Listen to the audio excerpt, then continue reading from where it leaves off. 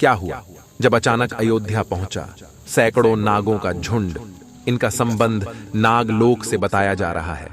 आखिर राम मंदिर प्राण प्रतिष्ठा से पहले अचानक इतने सारे चमत्कार क्यों हो रहे हैं? सबसे पहले गिद्धों का झुंड राम मंदिर के आसपास दिखाई दिया, जिसे जटायु के वंशज कहा जा रहा है। लोग इनकी पूजा कर रहे हैं। इसके बाद कुछ भालू अयोध्या में अचानक से देखे गए, जो कि जामवंत का प्रतीक है। लेकिन अब एक ऐसा चमत्कार देखने को मिल रहा है जो अयोध्या के लोगों के लिए ही खतरा साबित हो रहा है। आज की वीडियो में बहुत बड़े रहस्य से पर्दा उठने वाला है। आखिर राम जी का नागों के साथ क्या संबंध है? आखिर प्राण प्रतिष्ठा से पहले इतने सारे नाग एक के बाद अयोध्या में क्यों निकल रहे हैं, वो भी अलग अलग प्रजाति के एल। आगे बढ़ने से पहले अगर आप भी एक सच्चे सनातनी हैं तो इस वीडियो को लाइक करके कमेंट बॉक्स में जय श्री राम जरूर लिखें। 22 जनवरी सोमवार के दिन अयोध्या के नवनिर्मित राम मंदिर में होने जा रही रामलला की प्राण प्रतिष्ठा का सभी देशवासियों को बेसब्री से इंतजार है। राम जी के भव्य स्वागत की तैयारी जोरों शोरों पर है। यह तारीख कोई आम तारीख नहीं है, बल्कि इसके पीछे बहुत ही खास महत्व छिपा हुआ है। आखिर राम मंदिर की प्राण प्रतिष्ठा के लिए 22 जनवरी का समय ही क्यों चुना गया? इसके पीछे का रहस्य जानकर आपके भी होश उड़ जाएंगे। त्रेता युग में प्रभु श्री राम का जन्म अभिजीत मुहूर्त में हुआ था। 22 जनवरी सोमवार के दिन मृगशीर्ष नक्षत्र में अभिजीत मुहूर्त का संयोग बन रहा है। यही कारण है कि इस तिथि को रामलला की प्राण प्रतिष्ठा के लिए चुना गया है। साथ ही यह भी माना जा रहा है कि इस शुभ मुहूर्त में रामलला की प्राण प्रतिष्ठा करने से प्रभु श्री राम सदैव मूर्ति के अंदर विराजमान रहेंगे। लेकिन जैसे जैसे प्राण प्रतिष्ठा का समय नजदीक आ रहा है, वैसे वैसे अलग अलग प्रजाति के नाग अचानक ही अयोध्या में प्रकट हो रहे हैं, जो कि अयोध्या वासियों के लिए खतरा बनते जा रहे हैं। लेकिन गिद्धों का और भालुओं का संबंध तो प्रभु श्री राम से बताया जाता है। उन्होंने रामायण में उनकी सहायता भी की थी। लेकिन इन नागों का श्री राम के साथ क्या संबंध है? आज की वीडियो में इस रहस्य से पर्दा उठने वाला है। चौंकाने वाली यह है कि इनमें दो प्रजाति के नाग अलग अलग क्षेत्र में बार बार निकल रहे हैं, जिनका संबंध वासुकी और तक्षक नाग के साथ जोड़ा जा रहा है। ऐसा कहा जाता है प्रभु श्री राम के भाई लक्ष्मण साक्षात अनंत शेष नाग का रूप है, और वासुकी नाग, तक्षक नाग और शेष नाग तीनों ही आपस में भाई है, जिसमें तक्षक और वासुकी नाग पाताल में निवास करते हैं और शेष नाग बैकुंठ में भगवान विष्णु की सेवा करते हैं। तो अंदाजा लगाया जा रहा है कि जब प्रभु श्री राम अपने भाई लक्ष्मण यानी शेषनाग और माता सीता के साथ अयोध्या धाम पहुंच रहे हैं, तो क्या शेषनाग के दोनों भाई पाताल में से उनसे मिलने के लिए बार बार प्रकट हो रहे हैं? दोस्तों, यह रहस्य बहुत बड़ा है, क्योंकि अयोध्या के क्षेत्र से जब एक सांप को पकड़कर सुरक्षित इलाके में छोड़ा जाता है, तो वही सांप पुनः राम मंदिर परिसर में भी देखा जाता है, जिससे कई बार मजदूरों को भी काम करने में भय महसूस होता है। लेकिन जय श्री राम का नाम उन्हें हिम्मत देता है। आप भी नीचे कमेंट बॉक्स में जय श्री राम जरूर लिखें। लेकिन दोस्तों, प्रभु श्री राम का नागलोक के वीडियो के साथ क्या संबंध है? वो सच्चाई जानकर आपके पैरों तले जमीन खिसक जाएगी, क्योंकि पूरे घटनाक्रम को मल्टीवर्स के साथ जोड़कर देखा जा रहा है, जिसे हिंदी में सृष्टि चक्र कहते हैं। मल्टीवर्स की सच्चाई जानकर आपके भी रोंगटे खड़े हो जाएंगे। जिस संसार में हम रहते हैं वो सृष्टि व विनाश के चक्र से गुजरती है। इस संसार के प्रत्येक सृष्टि चक्र को एक कल्प कहा जाता है। हर कल्प के 4 युग या 4 भाग होते हैं। दूसरे भाग या त्रेता युग में राम अयोध्या में जन्म लेते हैं और रामायण करके फिर से बैकुंठ लौट जाते हैं। यानी कि अगर आप इस पृथ्वी पर अपना जीवन यापन कर रहे हैं, आप जो घटनाक्रम कर रहे हैं वही बराबर घटनाएं किसी और यूनिवर्स या कल्प में आपके ही रूप के साथ पुनः होने वाली है या फिर हो चुकी है। आगे मल्टीवर्स की सच्चाई को साबित करने के लिए एक ऐसी पौराणिक घटना आपको बताएंगे, जिसे जानने के बाद आपको भी मल्टीवर्स की सच्चाई पर यकीन होने लगेगा। इस दुनिया में केवल 3 विद्वानों को मल्टीवर्स को देखने की और उनमें जीने की, टाइम ट्रैवल करने की इजाजत दी गई है, जिसमें पहले है वासुकी नाग, दूसरे हैं तक्षक नाग और तीसरे हैं काकभुशुंडी देव। तक्षक और वासुकी नाग के बारे में हम आपको बता चुके हैं, लेकिन सवाल उठता है आखिर काकभुशुंडी कौन है और आखिरी इन्हें प्रभु श्री राम ने अमर कैसे बनाया। वेदों और पुराणों के अनुसार काकभुशुंडी ने 11 रामायण और 16 महाभारत देखी हैं। वह कल्प के अंत तक अपने शाश्वत स्वरूप में जीवित रहेंगे। भगवान राम ने ही काकभुशुंडी को अमर बनाया था। कौए के रूप में अपने एक जन्म के दौरान काकभुशुंडी की मुलाकात बालक राम से हुई। प्रभु खेल रहे था और उसने उसे पकड़ने की कोशिश की। समय आने पर काकभुशुंडी को भगवान के मुख के दर्शन हुए। बालक राम के मुख में आकाश गंगाओं और ब्रह्मांड को देखने के बाद काकभुशुंडी ने भगवान राम से दूर उड़ना बंद कर दिया और उनके पास लौट आए। काकभुशुंडी ने भगवान राम को न पहचानने के लिए क्षमा मांगी। भगवान ने उन्हें दिव्य मुस्कान दी और काकभुशुंडी से उनकी इच्छा पूछी। काकभुशुंडी ने कहा कि वह भगवान राम के प्रति अपनी भक्ति हमेशा हमेशा के लिए करना चाहते हैं। काकभुशुंडी के प्रेम और समर्पण से प्रसन्न होकर भगवान राम ने उन्हें आशीर्वाद दिया कि काल काकभुशुंडी को नहीं मार सकता और वह इस कल्प के अंत तक जीवित रहेंगे, जिसके बाद सृष्टि के 27 चक्रों तक जीवित रहे।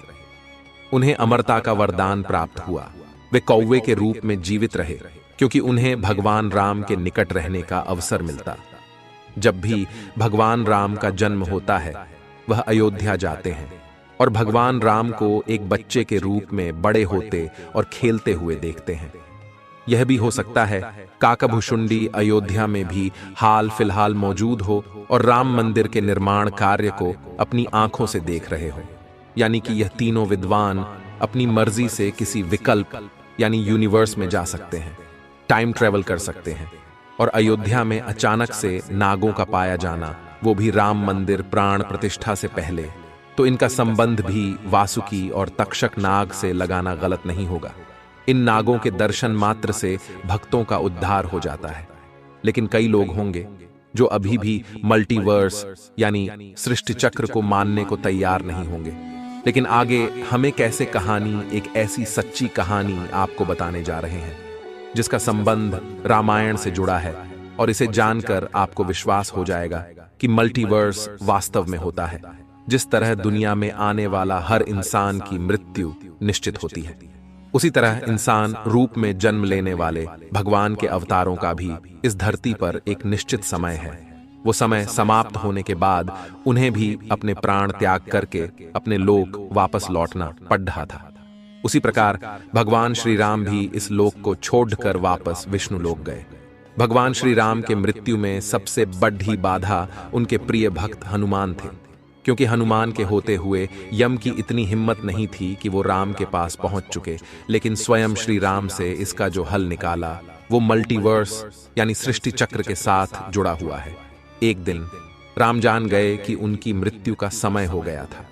वह जानते थे कि जो जन्म लेता है उसे मरना पड़ता है। उन्होंने कहा कि यम को मुझ तक आने दो, मेरे लिए वैकुंठ, मेरे स्वर्गिक धाम जाने का समय आ गया है। लेकिन मृत्यु के देवता यम अयोध्या में प्रवेश करने से डरते थे, क्योंकि उनको राम के परम भक्त और उनके महल के मुख्य प्रहरी हनुमान से भय लगता था। यम के प्रवेश के लिए हनुमान को हटाना जरूरी था। इसलिए राम ने अपनी अंगूठी को महल के फर्श के एक छेद में से गिरा दिया और हनुमान से इसे खोजकर लाने के लिए कहा।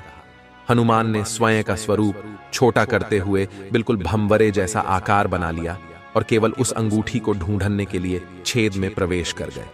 वह छेद केवल छेद नहीं था, बल्कि एक सुरंग का रास्ता था जो सांपों के नगर नागलोक तक जाता था। हनुमान नागों के राजा वासुकी से मिले और अपने आने का कारण बताया। वासुकी हनुमान को नागलोक के मध्य में ले गए, जहां अंगूठियों का पहाड़ जैसा ढेर लगा हुआ था। वासुकी ने कहा, यहां आपको राम की अंगूठी अवश्य ही मिल जाएगी। हनुमान सोच में पड़ गए कि वो कैसे उसे ढूंढ पाएंगे, क्योंकि ये तो भूसे में सुई ढूंढने जैसा था। लेकिन सौभाग्य से जो पहली अंगूठी उन्होंने उठाई वो राम की अंगूठी थी। आश्चर्यजनक रूप से दूसरी भी अंगूठी जो उन्होंने उठाई वो भी राम की ही अंगूठी थी। वास्तव में वो सारी अंगूठी जो उस ढेर में थीं, सब एक ही जैसी थी। इसका क्या मतलब है? वह सोच में पड़ गए। वासुकी नागबाले, जिस संसार में हम रहते हैं वो शुरू भी होता है और प्रलय के साथ उसका अंत भी हो जाता है। प्रत्येक कल्प में चारों युग आते हैं और समाप्त भी होते हैं, और हर सतयुग के अंत में एक वानर इस अंगूठी का पीछा करता है और पृथ्वी पर राम मृत्यु को प्राप्त होते हैं। इसलिए यह सैकड़ों हजारों कल्पों से चली आ रही अंगूठियों का ढेर है। सभी अंगूठियां वास्तविक हैं। अंगूठियां गिरती रहीं और इनका ढेर बड़ा होता रहा। भविष्य के रामों की अंगूठियों के लिए भी यहां काफी जगह है। हनुमान जान गए कि उनका नाग लोक में प्रवेश और अंगूठियों के पर्वत से साक्षात कोई आकस्मिक घटना नहीं थी। यही मल्टीवर्स का रहस्य था। यह राम जी का उनको समझाने का मार्ग था कि मृत्यु को आने से रोका नहीं जा सकेगा। राम मृत्यु को प्राप्त होंगे, संसार समाप्त होगा, लेकिन हमेशा की तरह संसार पुनः बनता है और राम भी पुनः जन्म लेंगे। इस घटना के बाद प्रभु श्री राम सरयू नदी में समाहित हो गए। उनके साथ अयोध्या का एक एक वासी भी सरयू नदी में समाहित हो गया। यहां तक कि कीट पतंगे और अयोध्या के पशु पक्षी भी सरयू नदी में समाहित हो गए।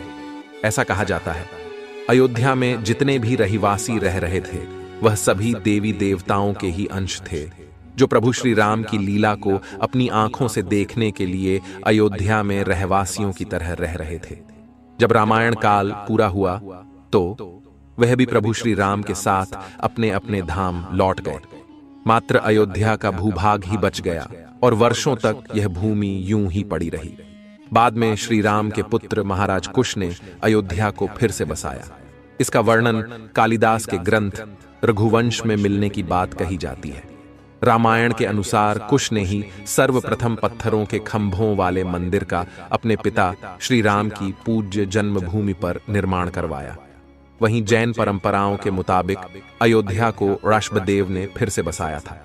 भविष्य पुराण के अनुसार उज्जैन के महाराज विक्रमादित्य ने ईसा पूर्व में एक बार फिर से दूसरी बार उजड़ चुकी अयोध्या का निर्माण करवाया। धार्मिक ग्रंथों के अनुसार उन्होंने अयोध्या में सरयू नदी के लक्ष्मण घाट को आधार बनाकर 360 मंदिरों का निर्माण करवाया था। वे भगवान विष्णु के परम भक्त थे और इसीलिए उन्होंने ही श्री राम जन्मभूमि पर एक भव्य मंदिर का निर्माण करवाया था। हिंदू पक्ष का दावा रहा है कि बाबर से पहले भी 1833 में मुस्लिम आक्रमणकारी सालार मसूद ने जन्मभूमि मंदिर को ध्वस्त कर दिया था। अयोध्या में राम जन्मभूमि मंदिर पर विवाद की कहानी की 1528 से शुरू हुई। हिंदुओं का दावा रहा है कि मुगल आक्रमणकारी बाबर ने उस पवित्र जगह को तोड़कर उस पर मस्जिद का निर्माण करवा दिया। अयोध्या राम जन्मभूमि बाबरी मस्जिद विवाद पर अपना ऐतिहासिक फैसला देते समय सुप्रीम कोर्ट ने उन सिख ग्रंथों को भी अहम सबूत माना है, जिसके मुताबिक सिख धर्म के संस्थापक गुरु नानक देव जी आक्रमणकारी बाबर के भारत आने से पहले ही भगवान राम की जन्मभूमि के दर्शन के लिए अयोध्या पहुंचे थे। गुरु नानक देव जी 1510 से 1511 के बीच अयोध्या आए थे, जबकि बाबरी मस्जिद 1528 में बनाई गई थी। इतिहासकारों के अनुसार वहां पर बाबर के कहने पर उसके एक सूबेदार ने मस्जिद का निर्माण करवाया था।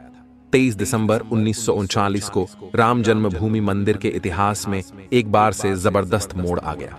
उस दिन रामलल्ला की प्रतिमा मस्जिद के अंदर अचानक से विराजमान पाई गई। ये विवाद इतना बढ़ा कि आखिरकार तत्कालीन सरकार उस ढांचे को विवादित मानकर उस पर ताला लगवा देना पड़ा। ढांचे के अंदर नमाज रुक गई, लेकिन बाहर राम चबूतरे और परिसर के बाकी हिस्सों में पूजा अर्चना निरंतर चलती रही। 6 दिसंबर 1992 को अयोध्या में राम जन्मभूमि आंदोलन से जुड़े लाखों कार सेवक जुटे थे। उन्होंने ही उस विवादित ढांचे को ध्वस्त कर दिया। भगवान रामलल्ला ढांचे से निकलकर अस्थाई टेंट में आ गए। यानी कि राम मंदिर का इतिहास बहुत बड़ा है। कई लोगों के संघर्ष की कहानी है और कई कार सेवकों के बलिदान का प्रतीक है। भले ही हम इस संघर्ष में भाग नहीं ले सके, लेकिन यह हमारा सौभाग्य है कि हम राम मंदिर को बनता हुआ अपनी आंखों से देख रहे हैं। अगर आज की यह खास वीडियो आपको पसंद आई है तो सच्चे सनातनी इस वीडियो को लाइक करके हमारे चैनल को सब्सक्राइब जरूर करें। हर हर महादेव।